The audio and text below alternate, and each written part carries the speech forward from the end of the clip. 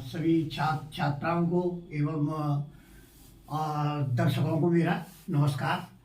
आज जो है देखिए बोर्ड परीक्षा का समय ज़्यादा नहीं रहा और उसके लिए मैं कक्षा 10, 11, 12 सभी के लिए मैं समाज का जो है चैप्टर पढ़ाने जा रहा हूँ और इसमें आज हम समाज को बिल्कुल विस्तार से पढ़ेंगे, जिसमें उसका अर्थ, परिभाषा, प्रकार और उसका महत्व एवं इसकी जो पहचान, समाज की पहचान कैसे की जाए।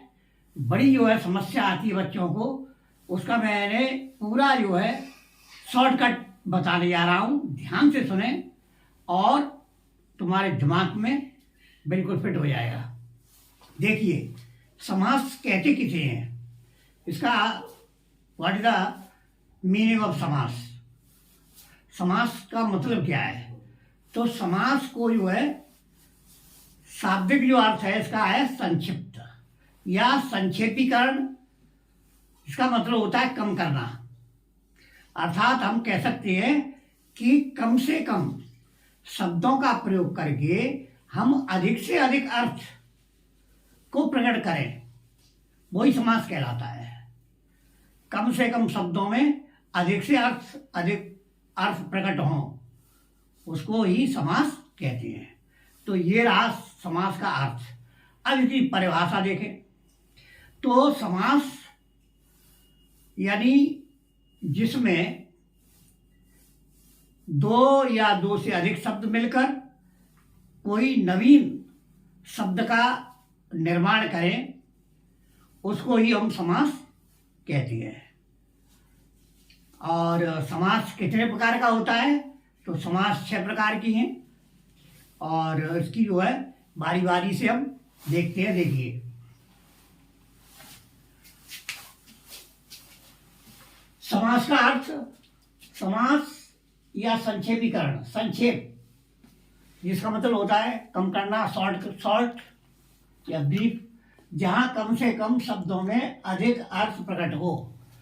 कम शब्दों में अधिक से अधिक अर्थ निकलें, उसको यो हम समास कहेंगे। ये इसका अर्थ है। परिभाषा, दो या दो से अधिक शब्दों के मिलकर बने नए या नवीन सार्थक शब्द को समास कहते हैं। ये इसकी जो परिभाषा है। अब जैसे कि पाठशाला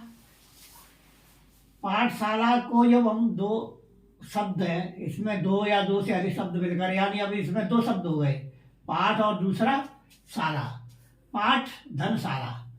पाठ का मतलब होता है पढ़ाई और शाला का मतलब होता है आवास, घर, कुछ भी कह लो। तो यानी पढ़ाई के लिए शाला यानी पढ़ाई का घर। छात्रावास, छात्र धन आवास, छात्रों के लिए जो आवास होता है, छात्रावास। अब इसमें हम लिख सकते हैं रसोई घर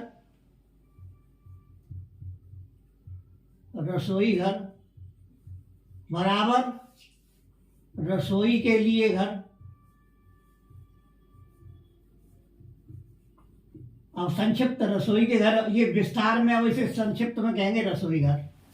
हथकड़ी कह सकते हैं, हथकड़ी, हाथ के लिए कड़ी जो हाथों में पहनाई जाती है, उसको कहेंगे हथकड़ी। जब जो है पुलिस वगैरह किसी अपराधी को अरेस्ट करती है। देखिए, अब आते हैं समास के प्रकार। समास कितने प्रकार का होता है, what are the kinds of compound. ये कंपाउंड सेंटेंस वर्ड होते हैं, इसको जो है कंपाउंड कहते हैं। ये जो है 6 प्रकार के हैं। अव्ययीभाव, द्विगु, तत्पुरुष, द्वंद्व, कर्मधारय और बहुब्रीहि समास। अब समस्या ये आएगी कि बच्चों को ये याद नहीं होता है, इसके नाम कैसे याद करें। तो इसके लिए ट्रिक है, द्वंद्व अवतक, ये याद कर लो। तो ये आपको जो है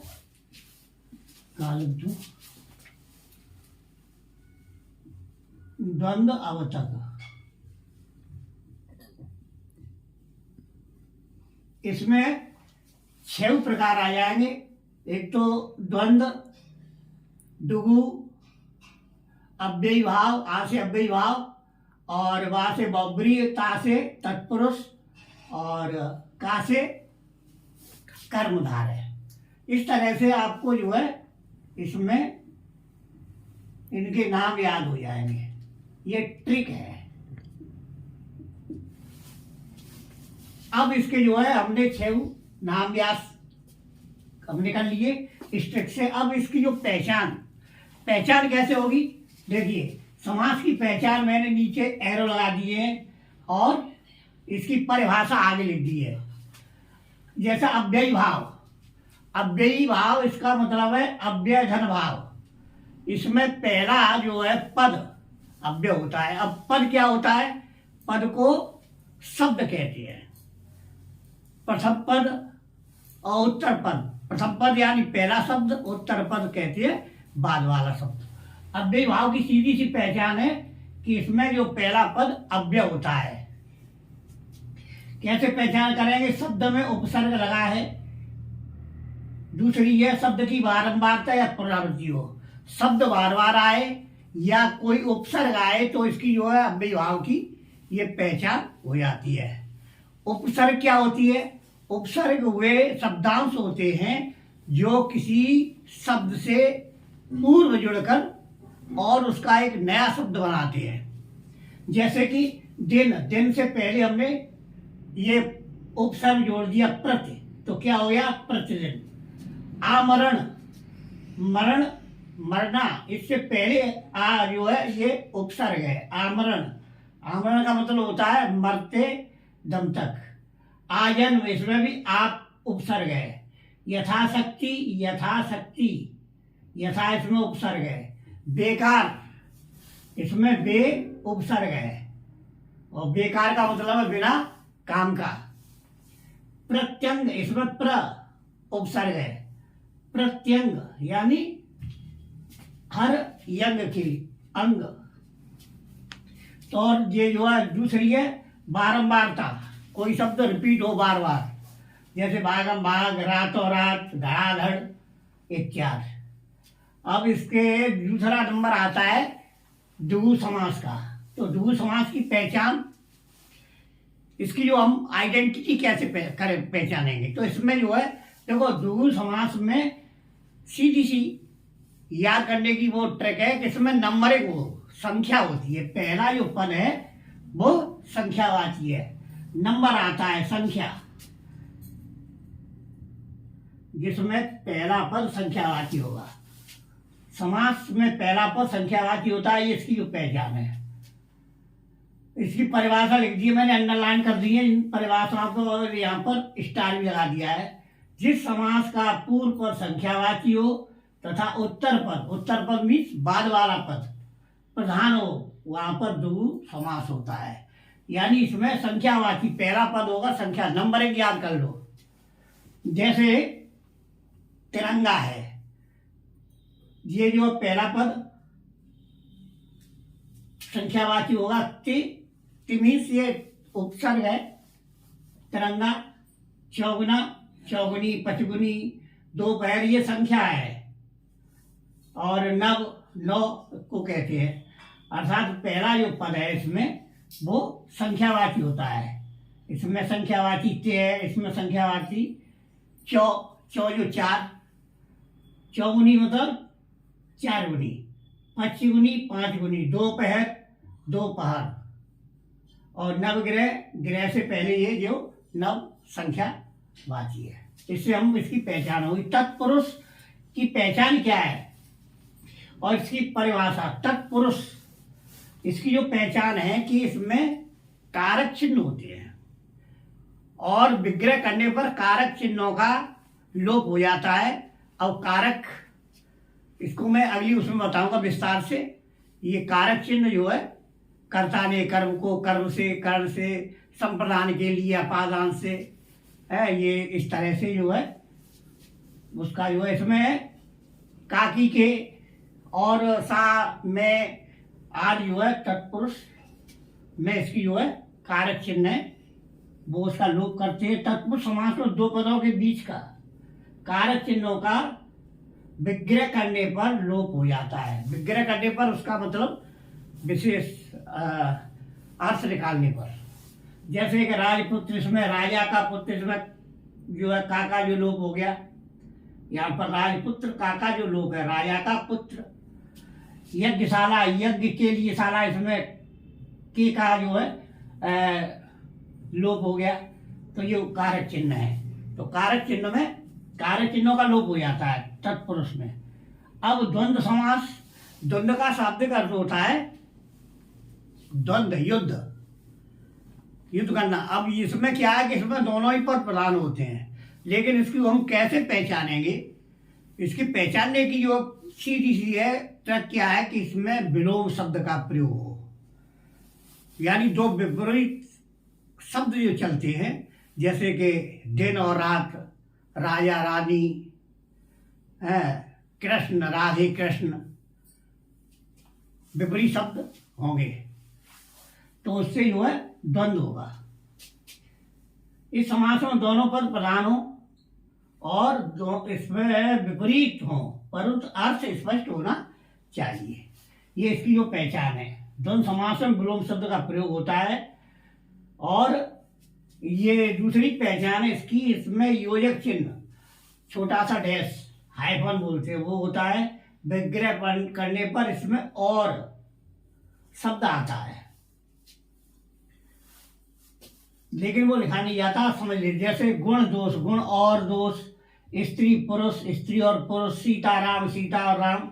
और दूसरा ये जो है विपरीत विलोम शब्द है।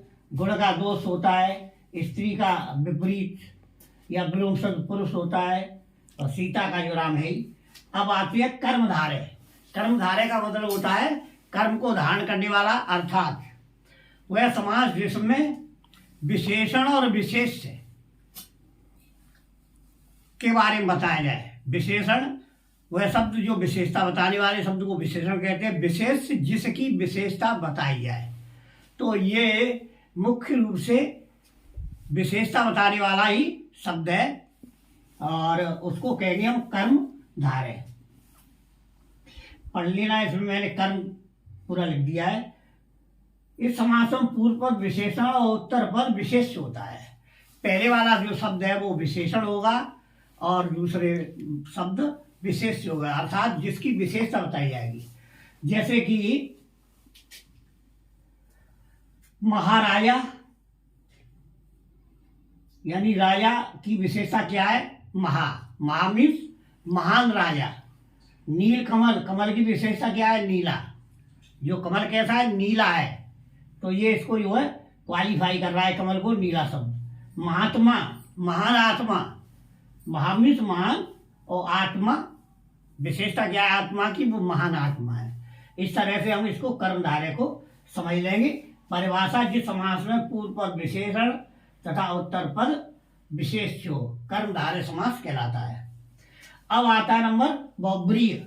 बहुब्रीय, बहु मीन्स बहुत, और ब्रीय उच्चारण करना, यानी जिसको हम बोलते समय इसका जो है अर्थ और अर्थ निकले, उसको जो है बहुब्रीय समास कहते हैं। इसमें दो शब्द होते, पद तो दो ही होंगे हर एक में, क्योंकि शब्द दो शब्द से मिलकर नवीन शब्द बनेगा, वही समास है। तो इसमें दो शब्द अथवा पद मिलकर कोई तीसरा अर्थ, तीसरा शब्द बनाते हैं। विग्रह करने पर जहां पर अर्थात, बिल्कुल सिंपल सी ट्रिक है, अर्थात अर्थात आता है इसमें।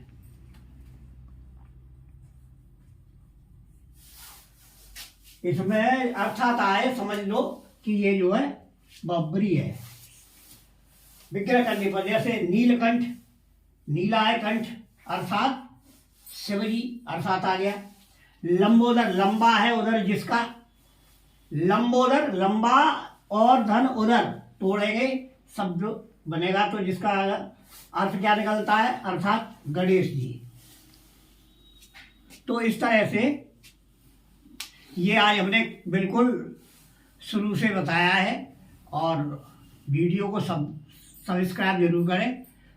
इस तरह से ये वीडियो उन सभी छात्रों के लिए है जो हिंदी जिनके पास है, और मैं समझता हूँ कि हिंदी लगभग सभी छात्रों पर होती है। 9 से और 12 सभी बच्चों के लिए ये फायदेमंद है और उनके लिए उपयोगी है। धन्यवाद।